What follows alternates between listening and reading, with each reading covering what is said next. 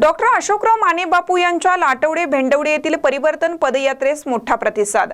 लाटवडे भेंडवडे येथे महायुतीचे उमेदवार डॉक्टर अशोकराव माने बापू यांनी परिवर्तन पदयात्रा काढण्यात आली होती। या पदयात्रेस मोठा प्रतिसाद मिळाला। यावेळी भेंडवडे येथे वारणा कारखान्याचे संचालक काकासाहेब चव्हाण, उद्योगपती डॉक्टर अमोल निकम, युवा नेते उदय माने, सुहास देसाई, अर्जुन निकम, विनोद चव्हाण, जयसिंग निकम, ग्रामपंचायत सदस्य सागर हुजरे, सुप्रिया काकासाहेब चव्हाण आदी कार्यकर्ते, ग्रामस्थ, महिला उपस्थित होत्या। हनुमान मंदिरामध्ये दर्शन घेऊन गावात पदयात्रेला सुरुवात करण्यात आली। यावेळी त्यांना ठिकठिकाणी महिलांकडून ओवाळण्यात आलं। या पदयात्रेस उत्स्फूर्त असा प्रतिसाद होता। सर्व गावातून पदयात्रा काढण्यात आली। खंडोबा देवालय या ठिकाणी बोलताना काकासाहेब चव्हाण यांनी बापू प्रचंड मतांनी विजयी होतील असा विश्वास व्यक्त केला। अशोकराव माने बापू यांनी बोलताना मागील विधानसभा निवडणुकीमध्ये 15 दिवसात 48,000 मते मिळाली होती।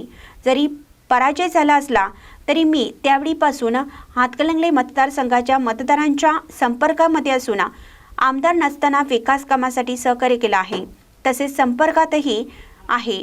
माझी उमेदवारी जनसुराज्य पक्षाकडून मिळाली आहे।